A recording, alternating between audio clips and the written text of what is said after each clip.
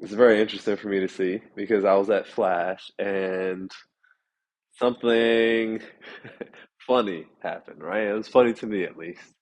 And it basically goes like this. In Flash, in the club level, right? It's late at night, right? So the top floor has closed. People from the top floor have come down to the club level, and the crowd is much less dense than a normal Flash night, right? Many fewer people there. So I feel like this made for slim pickings in a way, but it also allowed me to kind of see the crowd and the others there in a way that I probably would not have normally otherwise, right? And this played into a little incident where I'm there kind of dancing with a couple friends, vibing, and I see these two friends come up, right? These two young women, and with them is kind of this guy who I'm gonna call the club player, right? You can tell from like seeing him operate that he has a little bit of swag, that he has a little bit of game, and what he's doing in particular is trying to get closer to one of the women, right? In the group of two, right? From the two friends who were together, right? And so you see him doing kind of the classic player move of dancing with her, doing the little spin around. But she does this with him and then kind of also, after a little bit, turns back towards the friend, right? Doesn't want to leave the friend alone. So then what the player does is as she kind of turns his back on him and he's there, he then kind of attempts to engage her again, right? Puts his hand on her head and tries to start spinning her there. She, is laughing and having fun and even does a little spin in front of the friend, engages with him back for a little bit, and then leaves to go back to the friend.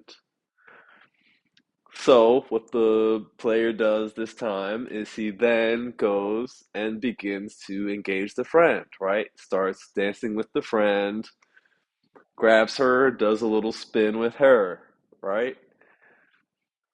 I'm gonna call the friend Susie, and I'm gonna call the first girl that he was talking to Lisa, right? I don't know any of their names, so I'm just making this up. But he goes over to Susie after Lisa's been ignoring him. Does the little spin with Susie, starts dancing with her again. She's laughing, smiling, dancing with him, clearly enjoying it, right? Lisa, who has now been left alone, is a little bit. I can kind of see the surprise in her face by this. Of like, oh, I wasn't giving you enough attention, so now you're just coming to my friend. But but the player kind of keeps going now with Susie, who's giving him more attention, right? So he's there, kind of dancing with Susie, having fun, and then tries to go back and engage Lisa again. He does dance with her a little bit, but I can tell she's a bit more guarded, a bit more distant than she was before, right?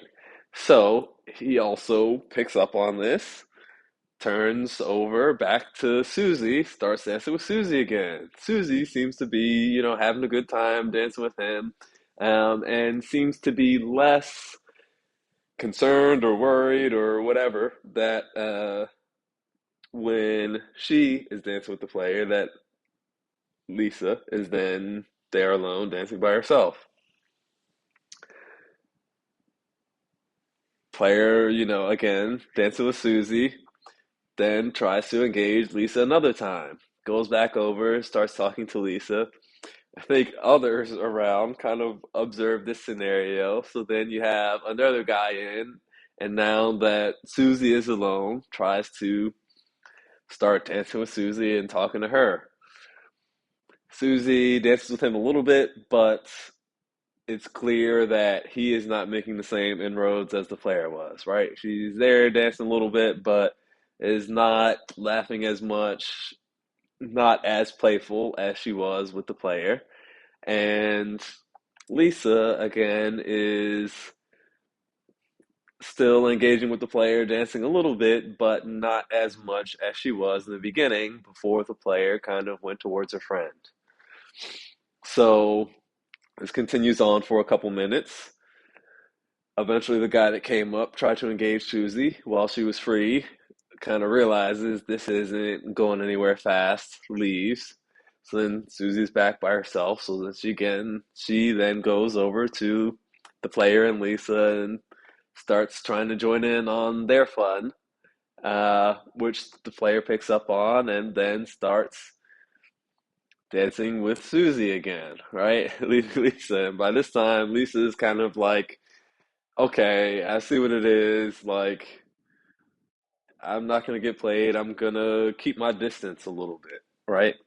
So the player is then there dancing with Susie, and I can tell he would have preferred to be dancing with Lisa, but what he had trouble doing was keeping both friends engaged and fun, right?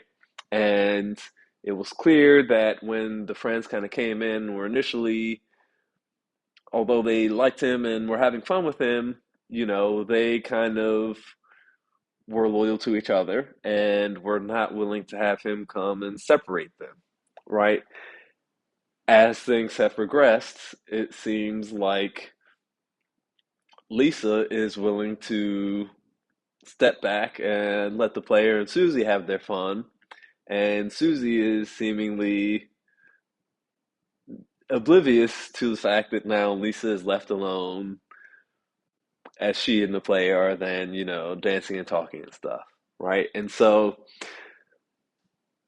what the player could have done differently was try to engage them both in some way while still showing and expressing that he was interested in Lisa and would like to spend some time with Lisa, maybe one on one, right?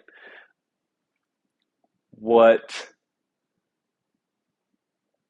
happened between Susie and Lisa then is another story, right?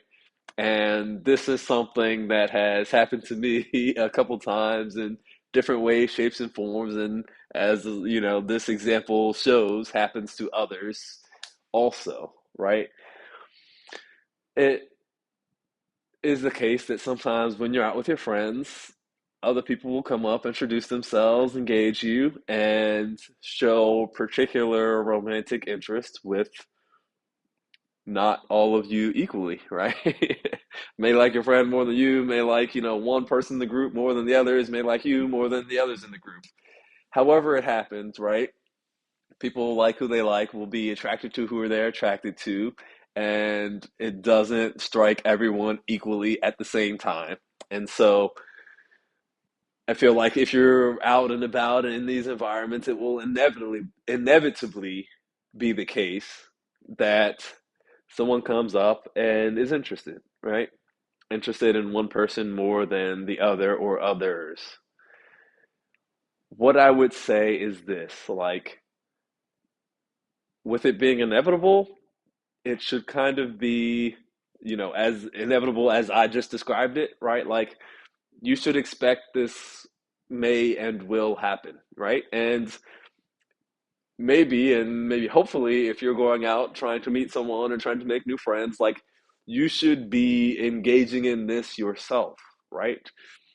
You don't have to like everyone equally, and I think it's very disingenuous to to pretend that you do, right? Like, people will choose how much they're willing to invest, and if you give everyone a equal shot based off of how others invest at differing levels, that's, I'd say, unfair, right?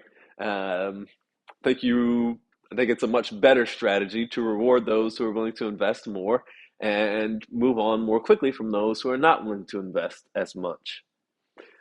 Period. So, given that you should expect and yourself be engaging in this whole process of showing interest in others, hoping to connect with others, right? What happens when you are trying to engage with a group and show your interest in one person from the group? Like, one, you have to recognize is that if these are strangers, right, you're just coming up out of the blue, they know each other and have relationships with each other that pre-existed you showing up, right? And even if you and another person may have a good, strong connection, it is it will weigh potentially on the other person's psyche to abandon these pre-existing connections in favor of trying to make more of a connection with you, right? So what to do about that is you begin by engaging the group, right? Presenting yourself to everyone, giving everyone a chance to get to know you and have the opportunity to see your personality a bit and grow to like you if they don't like you in from the very beginning. A lot of times this works very well, right? People are generally friendly. Like, you may be nervous to go up and start conversations with people, but as you do it more and more, as you get better at kind of figuring where people are and being able to tweak and adjust certain things as you do it, right? You find that they're very friendly. You find that they're very nice. You find they're very open. And at the very least, they're like polite. Maybe they don't want you around, but it's very rare that someone's like actually kind of rude to you. Um, and if they are, hey, nice to meet you. Keep it moving on to the next one, right? Like, no big deal. Don't make it into a thing. Don't take it personally. Don't make it into a big thing. Just accept that, hey, they were at the same place where you are, and they're lost. Keep it going. So you want to engage the group, right? Give them a chance to get to know you. However, as you're interested in one or some more than the others, like, also don't be don't feel like it is offensive to share that information with the group, right? And that can come in several different forms. One I like is, hey, I'm really interested in your friend here. Would you mind if we talk to each other one on one for a little bit? Right? You're kind of expressing that, hey, I like this person to the group. And because I like this person, I would like to get the chance to talk to them a bit more, right? The group may say no, in which case, maybe you still say, okay, well, hey, we couldn't talk here, but maybe we can exchange information. Maybe that works. Maybe you say, okay, well, nice meeting you all. I'm gonna go somewhere else, talk to a different group, keep it moving. Maybe you decide to, okay, oh no, can't talk to her by herself. All right, well, you keep talking to them, the entire group. Like, whatever you decide to do, again, don't take it personally. Don't become downtrodden or disheartened. Just stay positive, upbeat, and recognize that there are plenty of people out there. And so if you feel like you're at a place to connect and the other connection isn't there, back to what I said earlier, reward those who are willing to invest more and don't reward those and move on more quickly from those who are not willing to invest as much. Now, when you're in that group, someone comes up, shows interest, and you feel like you are with a very close friend, right? You feel like you came out to enjoy the night with your close friend. The approach I would suggest is a little nuanced here, right? I would say if it is someone that is really your close friend and would say that they are also your close friend, like, you don't just feel that about them, they also feel it about you, so you are each other's close friends, then what I would say is, if you're close friends, you at the very least check in with each other one on one before you let an outsider interfere with your plans for the night, right? So maybe you're out with a close friend and you say, hey, it's just gonna, we may be going out to these public social places, but we're gonna be attached at the hip. Wherever I go, you go. We're always gonna be by each other's side. We're always gonna be in conversation with each other, and we don't even want someone else to come up and join the conversation with us, right? If that's what you all agree to, cool. Maybe the conversation, though, isn't that explicit. Maybe it's, hey, friend, let's go out to this public place together. And then lo and behold, someone comes up and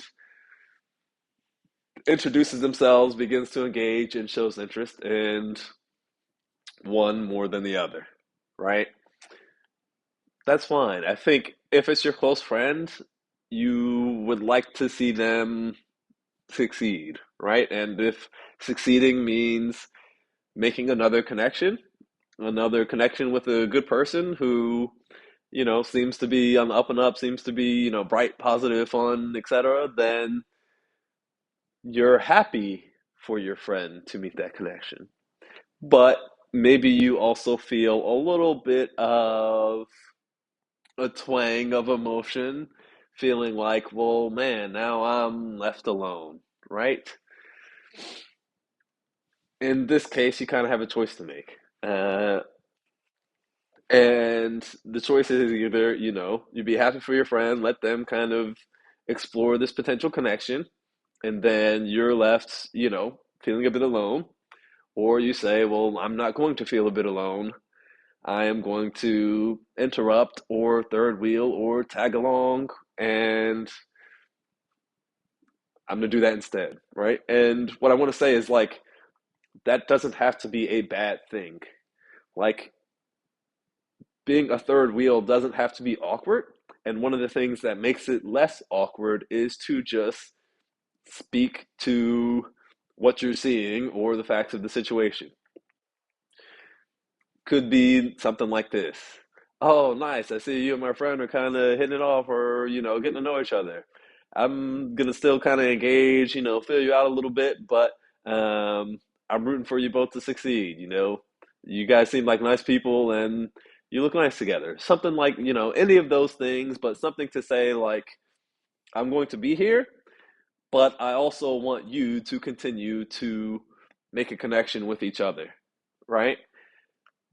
That can be a way to kind of bridge the gap, right? Then you're not left alone, but you're also giving the friend a chance to connect with someone else. What I think is a poor option is to not communicate with your friend and then have someone else come up and get in the way of what you and the friend planned on doing that night, right? In this case, what I feel like I saw with Lisa, Susie, and the player was Lisa, Susie, and the player was the player came up, got in between Lisa and Susie, and they had not sufficiently communicated how they would act if someone came up who was interested in one or both of them, right? I feel like what ended up happening was the player got in let's say inserted himself in between Lisa and Susie, sometimes physically, like standing right in the middle of them. But it showed that their friendship was not in a place where they could communicate and navigate this third person coming in who seemingly they both liked, right? That is something that is very important and that I feel you have to be able to do with someone who is a close friend. If it's someone, a third person comes up, you like this person, and I like this person, how are we going to handle that? And the outcome that you don't want is you both turning against each other, fighting for the same person. Because if you're both turning against each other, you're not really close friends. That is the big, big takeaway from this, right? Make sure you do not end up in a situation where you are sacrificing or damaging a friendship because you're trying to connect with this third person, right? It's happened to me, it's happened to these people, right? It will happen to others in the future. I think it's a little bit of human nature. So like if it's happened to you, if you done that, like forgive yourself, but also learn from it and recognize like what you would do differently going forward, right? Because friendships are also valuable, right? These connections and meeting someone that you really like is valuable as well, but it doesn't have to be a situation where the friendship suffers because of this third person, right? This even gets me to this last point, which I'm gonna make this message like specifically to the guys out there, right? You know, I feel like everyone could benefit from my content, right? I feel like it has broad appeal, but I also feel like there are things I do to tailor it more towards men than to women. Not that the women aren't welcome, not that I don't enjoy their interaction as well, but I want, just in my experience with the people I've helped, it's been more guys than women. And this message I'm going to specifically tailor to the guys, right?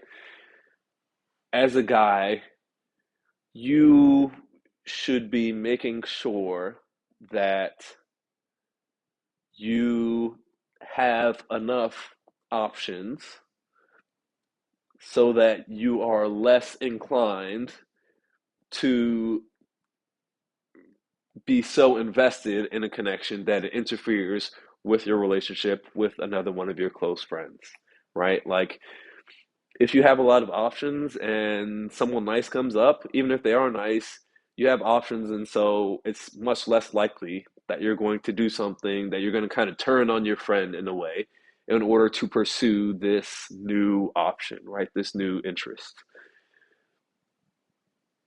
If you have fewer options, this new interest will come up and seem more important, right? It'll seem like if I don't get this, I might miss out and then be left, alone or struggling or having to hit the streets or missing out. And so I really got to put my best foot forward here. And I hope or expect that my friend will understand that is not as good of a place to be coming from with your friends, right? And to just speak like to it bluntly, like this is something I have noticed with guys who don't have options as much, right?